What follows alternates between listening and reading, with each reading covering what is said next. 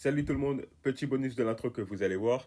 À la base, c'était une vidéo de 40 minutes, mais j'ai décidé de la diviser en deux parties pour vous épargner une longue vidéo. Du coup, je fais sûrement référence à une longue vidéo, mais ce n'est plus le cas actuellement, puisque j'ai changé au dernier moment. La suite sera postée la semaine prochaine. Avant de commencer cette vidéo achat et réception manga, j'aimerais vous annoncer l'ouverture de mon Discord ouvert au public. Il y aura de tout, vous verrez, ça va être cool.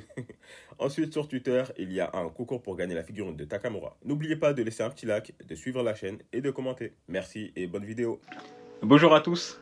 Alors aujourd'hui, nouvelle vidéo. Ça fait un bon petit moment que j'ai pas posté de vidéo. Donc là, je me suis dit que je vais faire un bon récap de tous mes achats manga. Là, ça fait depuis octobre que je n'ai pas posté de vidéo. Et du coup, il y a mes achats de fin octobre, de novembre, de décembre. Et en comptant toutes les réceptions que j'ai eues des maisons d'édition, j'ai quelques artbooks. En gros, j'ai pas mal de choses à vous présenter. Donc là, pour l'instant, j'ai aucune idée de la durée de vidéo que ça va faire. Mais franchement, il faudra pas s'attendre à ce que je développe de fou certains titres. Globalement, les titres dont je peux vraiment bien parler parce que je les ai lus ou que je connais bien l'histoire, je vous les présenterai. Mais sinon, certains titres que j'ai achetés pour des découvertes, là, je vais surtout vous les montrer, vous dire le nombre de tomes prévus, etc. Là, je vais essayer de revenir sur un bon rythme. Je vous promets rien. Mais là, gros achat manga. J'aimerais bien présenter mes 3 meilleures lectures de l'année, de 2023. Et comme prévu, ma vidéo sur Gannibal et Sounds of Life. Bon, on va commencer tout de suite parce que la vidéo risque d'être longue. Donc, je vais pas vous faire attendre plus longtemps. Et comme dans cette vidéo achat manga, je vais vous présenter le lot en fonction des maisons d'édition. On commence tout de suite avec Glénat Manga. Et un manga dont je vous ai déjà parlé dans d'autres vidéos. C'est Blue Giant Supreme. Comme vous le savez, pour ceux qui suivent mes vidéos, ça fait quelques temps que je collectionne Blue Giant et j'attends d'avoir tous les tomes pour tout lire d'un seul coup. Et là, je m'approche de la fin. J'ai pris les tomes 7 et 8 de la deuxième partie de Blue Giant Supreme. Il me reste du coup 2 tomes à prendre de cette deuxième partie. Et ensuite, il y a Blue Giant Explorer qui vient de sortir cette année en 2023. Donc je suis bien parti pour finir la collection. Bon, là on est sur un gros classique de manga de boxe. J'en avais déjà parlé dans un ancien achat manga. Et à ce moment-là, je prenais un tome par achat manga. Là, il y a quelqu'un sur Twitter, un mutu, qui s'appelle Boom, si je lui passe le bonjour, qui m'a vendu l'intégrale à bon prix. Du coup, je vous le montre. Bon, là c'est balèze, il y a beaucoup de tomes. C'est l'intégrale de Ashita no Joe. Ça fait un moment que je veux me faire l'intégrale. J'avais souvent les 2-3 premiers tomes. Là, j'ai encore les 3 premiers tomes en doublon. J'avais prévu de lire ça pour 2023, mais j'étais en pleine lecture de Rikudo, notre manga de boxe, qui m'a pris pas mal de temps. J'ai kiffé le manga, mais je n'étais pas très à fond dedans. Donc, très content d'avoir l'intégrale. Et on se retrouve en 2024 pour sûrement une vidéo sur Ashita no Joe. Là, comme d'habitude aussi, tous les achats que j'ai faits, dès que je vous les présente, je les mets à l'arrière. Là, j'ai Ashita no Joe et Blue Giant Supreme. J'ai failli les faire tomber. Et oui, du coup, on va continuer avec Kiun. Là, pour le coup, vu que je suis en partenariat avec Kiun, la plupart des tomes, ou je crois même tous les tomes qui sont là, ce sont des réceptions de l'éditeur. Certains, je les ai pas encore lus, et d'autres, j'ai déjà lus. Dont celui qui arrive en premier, c'est le tome 14 de Les Liens du Sang. C'est sûrement un de mes mangas préférés de chez Kiun, où vraiment je me dis que dès que le tome sort, il faut absolument que je le lise. Là, quand je l'ai reçu, j'étais archi content.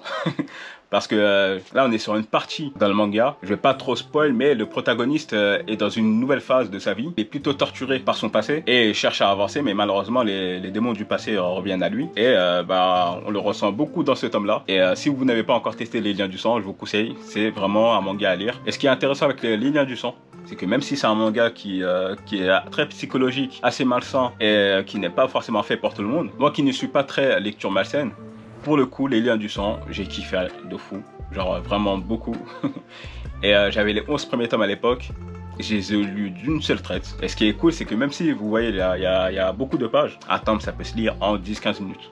Et du coup, les 11 tomes à l'époque, je me suis fait ça en 3 heures. Et je pense qu'on est beaucoup dans ce cas-là. Mais ouais, Les Liens du Sang, excellent manga et je vous le recommande. On continue avec Crazy Food Truck. Là, c'est le dernier tome, le tome 3. C'est fini en 3 tomes du coup. Et je compte le lire bientôt. Au niveau des thèmes, je sais pas exactement si ça va me plaire, mais je me suis dit que je vais tester et on verra bien. Le prochain, j'ai pas forcément besoin de le présenter. C'est Jujutsu Kaisen, le tome 21. Je pense que vous êtes beaucoup à suivre Jujutsu Kaisen avec Manga Plus. Et moi, je me suis dit que je vais reprendre avec la lecture en manga avec la parution française. Parce que maintenant, j'ai du mal à suivre par semaine. Parce que je lis beaucoup de choses, je regarde pas mal de choses. Donc avoir plusieurs chapitres directement en un seul tome, je me dis que je vais faire ça pour certains mangas, dont Jujutsu Kaisen. Bon, je vais pas spoiler pour ceux qui regardent la vidéo parce que j'imagine que vous êtes beaucoup à regarder l'anime actuellement de la saison 2. Mais un certain personnage que vous ne connaissez pas encore est en plein combat et c'est super intéressant. Genre on découvre un peu plus de choses sur ses pouvoirs, etc. Et très content de l'avoir lu. On continue avec un autre manga que les gens suivent beaucoup actuellement en anime, c'est Frieren. Là c'est le tome 10. Alors moi j'avais commencé avec les 2 premiers tomes à l'époque où c'était sorti et j'avais beaucoup aimé. Et vraiment à l'époque j'étais en mode forcément quand l'anime arrivera c'est sûr et certain que les gens vont kiffer. Parce que c'est bien dessiné, c'est du fantastique. Au niveau des couleurs, quand on voit les jaquettes, c'est super beau aussi. Et il y a assez pour faire plaire ça aux fans d'anime. Et en plus, suivre le parcours de Frieren dans le temps, où vraiment on passe vraiment des décennies, voire siècles, c'est super cool et c'est différent de ce qu'on voit d'habitude. Je me suis dit que je vais attendre un petit peu pour Frieren. Je me suis dit que je vais attendre que l'anime sorte pour me faire quelques épisodes. Faire aussi les 10 premiers tomes, voire les 11-12 premiers tomes. Là, j'ai l'intégrale, donc je vais en profiter 2024. Ensuite, B-Side. B-Side, pour l'instant, il y a 2 tomes qui sont sortis chez Kiun. Là, on est sur un manga de musique. Celui-là, je ne l'ai pas encore lu, j'abuse. Mais j'ai prévu, 2024, je vais rattraper pas mal de lectures. Pendant un moment, il fallait que je me lise certaines intégrales. Et quand je ne lis pas d'intégrales, je me mets à jour sur les nouveautés. Et je pense que je vais faire comme cet été. Je vais me poser un bon petit moment et je vais tout rattraper. On va continuer avec Soloist in a Cage. C'est une série en 3 tomes chez Kiun aussi. Là, on est sur du grand format avec pas mal de pages. Celui-là aussi, ce que je me suis dit, c'est que ça sera fini en peu de tomes. En l'occurrence, 3 tomes du coup. Moi, je suis du genre à me dire, bon, il y a peu de tomes, donc je vais attendre que tous les tomes sortent et ensuite me faire l'intégrale directement. Badox, tome 3. J'ai lu le premier tome déjà.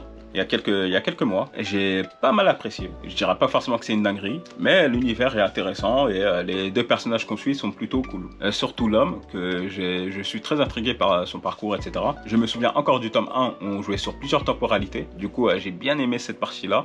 Enfin, surtout le scénario et tout. Je m'attends à ce que le manga se finisse bien. Le manga est fini en 4 tomes. Le 3e vient à peine de sortir. Le tome 4, je ne sais pas exactement quand il sort, mais ça va conclure en tout cas le manga. Là, on est sur du manga français avec Dreammaker de Zilo. C'est une autrice française. Vous pouvez la suivre sur Insta, Twitter, etc. Elle partage souvent ses dessins. De quoi parle ce manga? Alors, on est dans un monde où les gens n'ont plus la capacité de rêver. Et du coup, pour rêver, il faut acheter des songes à des dreammakers ou des créateurs, je ne me souviens plus exactement le terme. Et du coup, on suit le jeune Kilo qui veut rêver, qui veut devenir aussi un dreammaker de mémoire. Et du coup, il se passe certains soucis dans le tome 1, certaines problématiques liées au rêve. Et il y a plusieurs types de Dreammaker si je me souviens bien. Et du coup, l'histoire continue au tome 2. Et le tome 2, je ne l'ai pas encore lu. Mais dans le tome 1, il y avait déjà pas mal de mystères autour des Dreammakers. Il faut savoir que le Dreammaker, c'est un concept qui est déjà intéressant. Mais dans leur monde, les gens ne sont pas très renseignés là-dessus. Et du coup, le protagoniste qu'on suit, il économisait déjà pas mal d'argent pour s'acheter un songe. Et le fait d'aller acheter ce songe va le mener sur plusieurs histoires et franchement le premier tome j'ai bien aimé. Là on est sur un manga que je n'ai pas forcément besoin de vous présenter parce que j'imagine que vous connaissez tous ce manga. C'est MHA, le tome 37. Alors là pour le coup je vous montre pas la couverture parce que elle spoil je pense.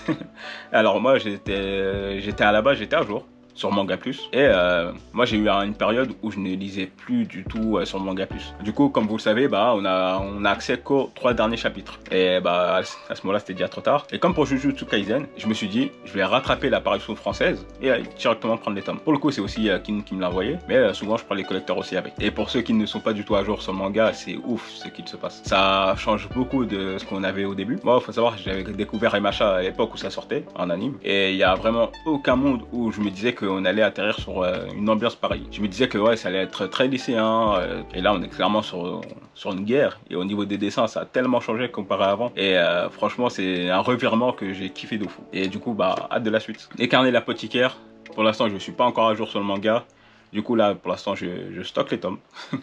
Et il y a pas mal de gens qui m'ont recommandé de regarder l'anime. Parce que l'anime au niveau des couleurs, les OST, etc., ça change vraiment tout. Et apparemment, ça sublime le manga. Du coup, je pense que dans pas longtemps, je vais regarder l'anime et je vais faire un petit parallèle avec le manga. La danse du soleil et de la lune, le tome 5. Alors ça, c'est un manga que pas mal de monde m'ont recommandé. Du coup, j'ai décidé de faire confiance et de prendre les tomes. Là, j'ai prévu de lire pour début janvier, février. Pas mal de gens m'ont recommandé le manga et quand ça sera le moment, je vais tout m'enchaîner. Dernier manga chez Kiun et pas n'importe lequel parce que c'est un manga que j'ai beaucoup kiffé.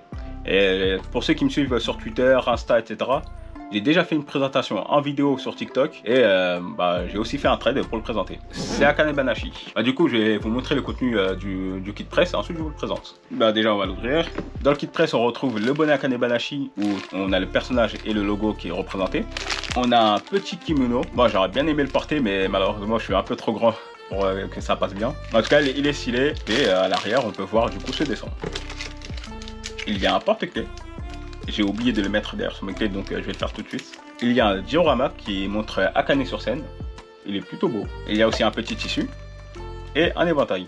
Pour ceux qui sont au courant, le Rakugo, ils utilisent souvent plusieurs outils. Et dans ces outils-là, il y a un éventail et un petit tissu. Et ça les aide à faire la représentation de certains personnages. On retrouve aussi logiquement dans le kit presse les 2 premiers tomes du manga. Alors, le manga a été recommandé par Eiichiro Oda, l'auteur de One Piece.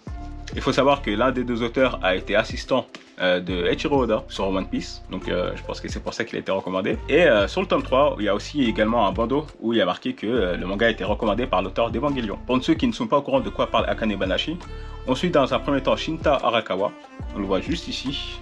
C'est le père d'Akane qu'on voit sur la couverture. Dans un premier temps, on le suit parce qu'il est Rakugoka professionnel et il est en train de passer l'examen ultime pour atteindre le stade suprême de Rakugoka. Et il fait une représentation exceptionnelle que les gens ont beaucoup kiffé sur scène. À la surprise générale, il est refusé à l'examen. Et l'un des membres du jury qui était présent et qui a refusé qu'il passe, n'explique pas du tout pourquoi. Et du coup, ça va créer une frustration pour Akane. Et on la suit quasiment 10 ans plus tard, où elle s'est entraînée en cachette au Rakugo. Et on voit qu'elle a un talent, qu'elle a bien observé son père. Et que on suit du coup son avancée dans ce milieu-là. Il faut savoir qu'à 17 ans, c'est quand même pas mal d'avoir un bon niveau en Rakugo. Pour l'instant, ce que je kiffe dans le manga, c'est que là, on est sur les codes du shonen avec un thème assez de niche, le Rakugo. Et il y a 2 détails qui ont pas mal fait la diff pour moi. Déjà, premièrement, le dessin. Je vais vous montrer une planche à l'écran. Mais quand un Rakugoka interprète un personnage, on le ressent dans le style de dessin. Où on a le style de dessin de base. Et le personnage qui est représenté à l'arrière, il a un autre style de dessin. C'est de mémoire de l'encre de Chine. Et l'autre point que j'ai apprécié beaucoup, c'est à quel point c'est très détaillé au niveau du Rakugo. Le Rakugo, je l'ai vu à travers d'autres œuvres. Mais c'était pas aussi détaillé que dans Akane Banashi. Akane Banashi, du coup, je vous le recommande. C'est un manga que je trouve qui est prometteur. Après, je ne sais pas si ça va plaire à tout le monde, mais moi j'ai kiffé. Je considère jusqu'au bout. À moins qu'il y ait beaucoup de tomes. Alors, je n'ai pas précisé en début de vidéo, mais il y aura aussi du comics. Là, on continue avec un manga aux éditions Mangetsu, que je suis depuis le tout début. C'est The Ass Guy and the Cool Girl. Là, c'est le tome 8.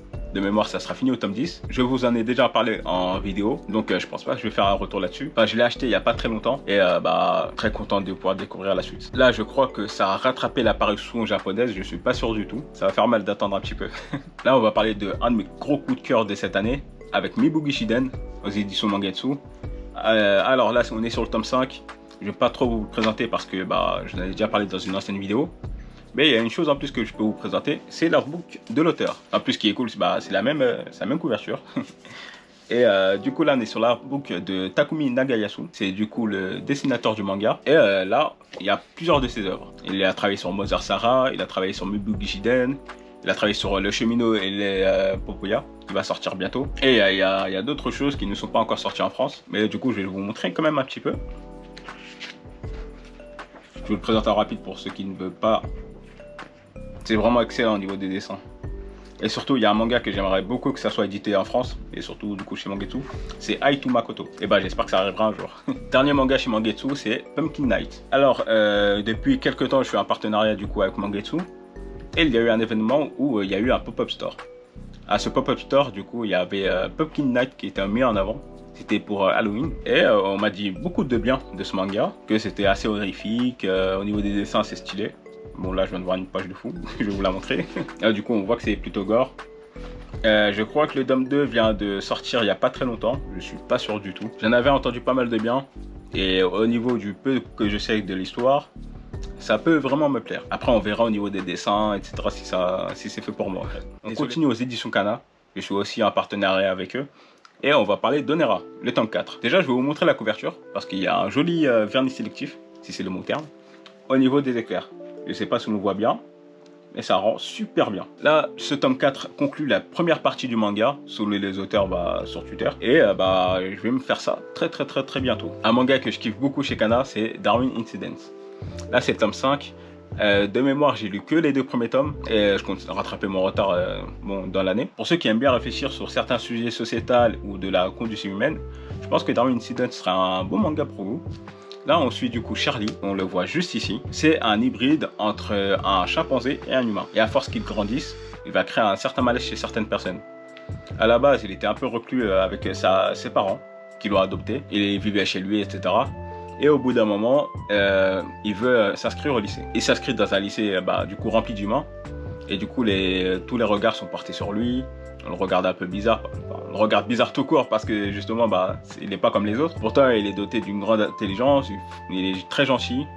Il va se faire une amie qui va beaucoup l'aider à s'intégrer dans l'école et ne pas se sentir seul. Et il y a un groupe extrémiste de personnes qui veulent du coup s'approprier Charlie et qui vont du coup terroriser les gens à base d'attentats, de tueries, etc. Là, je n'ai lu que les 2 premiers tomes.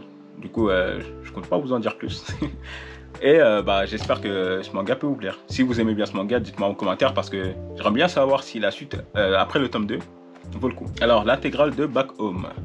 Alors, on est sur un seinen ou assez survivaliste.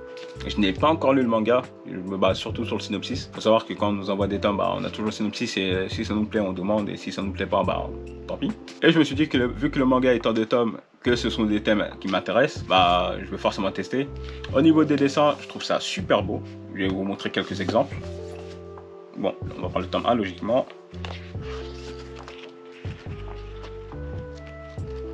Ça en 2 tomes, du coup, je me suis dit, je vais me laisser tenter. Si ça me plaît pas, tant pis. On continue aux éditions Kana avec Showa Shoten, le tome 2. Alors, je n'ai pas encore lu le tome 1. Apparemment, ça reprend un peu la recette de Bakuman, où on suit un duo. Là, en l'occurrence, c'est des duos pour être humoriste. Au niveau des duos d'auteurs, on est sur Obata. Obata, c'est du coup l'auteur de Death Note, de Bakuman et de aussi Ikaru no Go. Il y a aussi d'autres titres, mais je les ai plus en tête. Et le scénariste, c'est Asakura. Asakura, je le connais pas. Ce duo me donne envie. Déjà, au niveau des dessins, logiquement, c'est Obata, donc ça donne envie. Et on verra si ça vaut le coup. Et oui, la vidéo s'arrête aussi brusquement. Vous allez comprendre pourquoi au début de la prochaine vidéo. Merci à tous d'avoir suivi cette vidéo. J'espère que ce nouveau type de montage vous aura plu. Perso, ça m'a fait plaisir de le présenter différemment. Et dites-moi en commentaire ce que vous en avez pensé. Comme d'habitude, n'hésitez pas à laisser un like sur la vidéo, si elle vous a plu bien sûr, de vous abonner à la chaîne et de commenter. On se retrouve à la semaine prochaine pour la suite de cette vidéo.